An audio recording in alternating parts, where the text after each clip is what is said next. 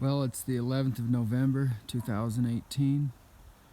I've got the porch ripped off my house because it was falling in, and I'm going to add a sunroom to the front of the house. So I'm going to take you through and show you my excavation and my footers.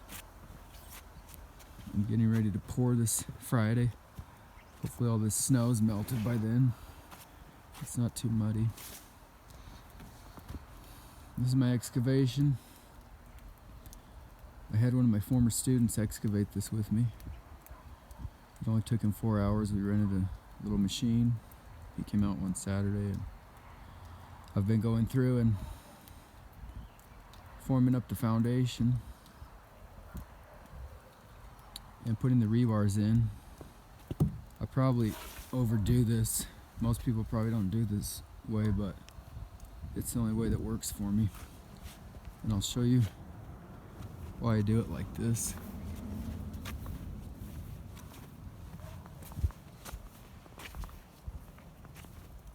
So the original plan, of course, I've been adding onto the back of the house, the garage, and then I added that little entrance. That's all going to be part of the back addition. And then I've brought it onto my roof, but I can't shingle it yet because I want to tie my roof in right. So my solution was to rip off the entire roof and tie it all in so everything will be nice and pretty.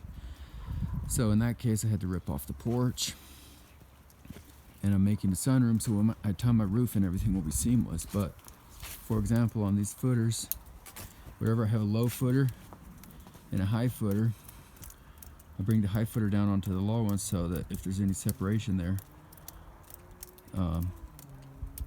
if the ground settles, it's not going to separate and crack my footers, because I have rebar going down through there vertically.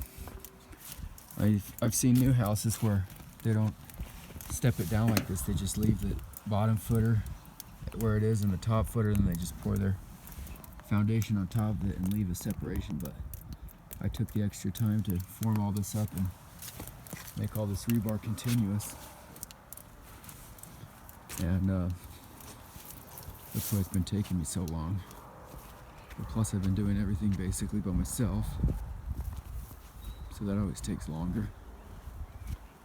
Put up these little barriers so the neighbors don't fall in when they're walking down the sidewalk. A little bit slippery because it's snowy here in Colorado. So I take my rebar and I bend it down, and I follow the footer down, because that's the way where it's strongest. Okay, let's go show you over here what I'm doing and the reason I'm redoing all this.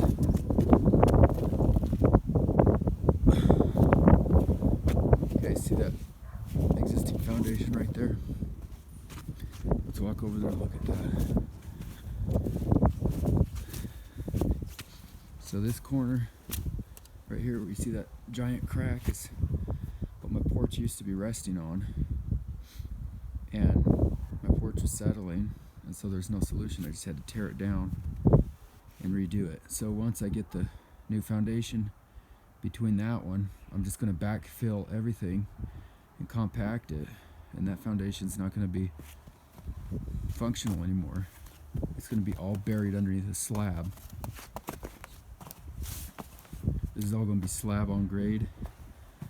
This right here, I'm just putting a footer right next to the house, and I'll have a bearing wall on this footer. So I'm basically building a house in front of a house, and then when I tie my roof on, nobody will be able to tell because it'll be on the inside. I'll have this little recess in the sunroom right here, because that's going to be for my covered porch. So the sunroom's going to be 20-foot 8 by 30 foot, and then minus that little entrance and stuff. And I'll show you one more thing. Then all this right here, I dug that out all by hand because I didn't really plan on making it that big. So I didn't have my student excavate this. I had to do this all by hand, but it only took me like 9 hours because I got my system down. Alright, so what you're looking at, that's my bathroom. and I hate it. I want to tear it down right now, but it's not a good time of the year to tear it down. So let's go back and look at the roof. And when I say that's my bathroom, I should say that's the original bathroom on the house. I added a second bathroom, but it's on the inside of the house and you can't see it. All right, so you see how the roof comes down like that?